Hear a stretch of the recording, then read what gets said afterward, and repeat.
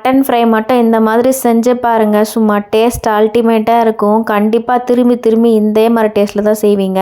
1/2 kilo mutton எடுத்து நல்லா wash பண்ணிக்கோங்க. 1/4 டீஸ்பூன் மஞ்சள் தூள், தேவையான அளவு கல்லுப்பு, 1 டீஸ்பூன் இஞ்சி பூண்டு விழுது, அப்புறமா இது முழுகிற அளவுக்கு தண்ணீர் கொஞ்சம் நிறையாவே வச்சுக்கோங்க. இந்த தண்ணீர் தான் வந்து ஆக்சுவலி டேஸ்ட், இந்த ஸ்டாக்குன்னு சொல்லுவாங்க. இதை வந்து நீங்கள் பாத்திரத்தில் என்னால் குக் பண்ணிக்கலாம், பட் கொஞ்சம் டைம் எடுக்கும். பட் நான் வந்து குக்கரில் தான் இன்றைக்கி குக் பண்ணிக்கிட்டேன். 5 விசில் குக் பண்ணதுக்கப்புறம் இப்படி ஃபோர்க்கை வச்சு குத்தி பார்த்து பாருங்கள். சப்போஸ் நல்லா குக் ஆகிருக்கும். சப்போஸ் குக் ஆகலைன்னா அகெயின் ஒரு 2 விசில் வச்சுக்கோங்க. இப்போ மசாலா ரெடி பண்ணுறதுக்கு 2 ஸ்பூன் தனியா, 2 அல்லது 3 டீஸ்பூன் ஆட் பண்ணிக்கோங்க தனியா, 3 வரமிளகா, ஒரே 1 டீஸ்பூன் சோம்பு, 1 டீஸ்பூன் மிளகு, அப்புறமா ஒரு சின்ன துண்டு பட்டை, 2 லவங்கப்பூ. உங்களுக்கு வேணும்னா ஏலக்காய் கூட ஆட் பண்ணிக்கோங்க. பட் நான் இன்றைக்கி எங்களுக்கு பிடிக்காதனால ஏலக்காய் ஆட் பண்ணல. அந்த ஃப்ளேவர் நல்லா தான் இருக்கும்.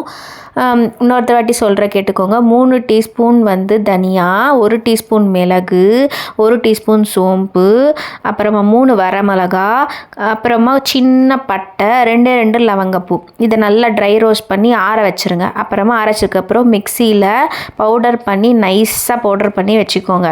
இந்த மீன்வெல் பார்த்திங்கன்னா ஒரு பேனில் 3 டீஸ்பூன் ஆயில், ஒரே 1 டீஸ்பூன் வந்து சீரகம், அப்புறம் ஒரே 1 பிரியாணி இலை, 1 அன்னாசி பூ, அதாவது ஸ்டார் அன்னாசின்னு சொல்லுவாங்க, அதை ஆட் பண்ணிவிட்டு அப்புறமா 2 மீடியம் சைஸ் ஆனியன் நல்லா பொடியாக கட் பண்ணி அதையும் ஃப்ரை பண்ணிக்கிட்டேன்.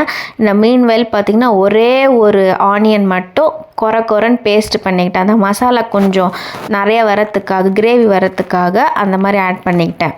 நல்லா ஃப்ரை பண்ணிக்கோங்க. ஸ்லோ ஃப்ளேமில் நல்லா ஃப்ரை பண்ணதுக்கப்புறம் நம்ம மட்டன் குக் பண்ணி வச்சுருக்கோம் இந்த பீஸ் ப்ளஸ் வாட்டர், அதாவது ஸ்டாக்குன்னு சொல்லுவாங்களா, அது போட்டுட்டு கரெக்டாக 3 டீஸ்பூன் ஆட் பண்ணேன். இந்த மசாலா 3 டீஸ்பூன் ஆட் பண்ணிவிட்டு நல்லா இப்படி கலக்கி விடுங்க. அந்த மசாலா வந்து எல்லாம் அந்த மட்டனோட சூப்பராக சேரணும். அது கூட பார்த்திங்கன்னா கரெக்டாக 1லேருந்து 1.5 டீஸ்பூன் உங்கள் காரத்துக்கு ஏற்ற மாதிரி வெறும் ரெட் சில்லி பவுடர், அதாவது வெறும் மிளகா பவுடர்னு சொல்லுவாங்க, தனியா இல்லாமல் வெறும் மிளகா பவுடர். அதுதான் வந்து கலரும் வரும், டேஸ்ட்டும் நல்லாயிருக்கும். உங்களுக்கு வேணும்னா நீங்கள் ஒரு டீஸ்பூன் கூட ஆட் பண்ணிக்கோங்க. உங்கள் வீட்டில் காரம் எப்படி சாப்பிட்றாங்களோ அதுக்கேற்ற மாதிரி கூட்டவோ குறைச்சிக்கவோ நீங்கள் பிளான் பண்ணிக்கோங்க. நான் வந்து இன்றைக்கி 1 டீஸ்பூன் தான் அந்த ரெட் சில்லி பவுடர் ஆட் பண்ணிவிட்டு, இந்த 3 டீஸ்பூன் வந்து இந்த மசாலா பவுடரும் ஆட் பண்ணிவிட்டு அகெயின் ஒரு 10 நிமிஷம் நல்லா ஸ்லோவாக வச்சுட்டேன். அப்படி ஸ்லோவாக குக் ஆகும்போது அந்த மசாலா வந்து ஒன்றுக்கு ஒன்று சூப்பராக வந்து பைண்ட் ஆகிடும். சப்போஸ் நீங்கள் வந்து சில டைமில் நிறைய, அதாவது குக் ஆகலை, 1-2 பீஸ் வந்து குக் ஆகிருக்கும், 1-2 பீஸ் குக் ஆகலை அப்படின்னா இந்த 10லேருந்து 15 நிமிஷம் வைக்கும்போது இன்னும் சூப்பராக குக் ஆகிடும். டேஸ்ட்டும் வந்து ஸ்லோ ஃப்ளேமில் குக் பண்ணும்போது கண்டிப்பாக இந்த டேஸ்ட் நல்லா கொடுக்கும். இந்த மட்டன் வந்து வாரத்துக்கு ஒரு வாட்டி எடுத்துக்கோங்க. அயன் வந்து அதிகமாக இருக்குது, மெயினாக லேடிஸ் வந்து எடுத்துக்கோங்க. ஹீமோக்ளோபினை இன்க்ரீஸ் பண்ணும். ஸ்கின் வந்து நல்லா ஷைனிங்காக இருக்கும். எல்லோரும் சொல்கிறாங்க ஹார்ட் அட்டாக் வரும், அப்படிலாம் இல்லை. நீங்கள் ஈவினிங் 6க்குள்ளே இதை சாப்பிட்டுட்டு டின்னர் வந்து பார்த்திங்கன்னா ஃப்ரூட் சலாட் அந்த மாதிரி சாப்பிட்ருங்க. அப்போ கரெக்டாக இருக்கும்.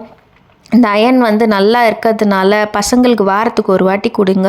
பிடிச்சிருந்தா லைக்கை தட்டுங்க, ஷேர் பண்ணுங்கள், சப்ஸ்கிரைப் பண்ணிக்கோங்க.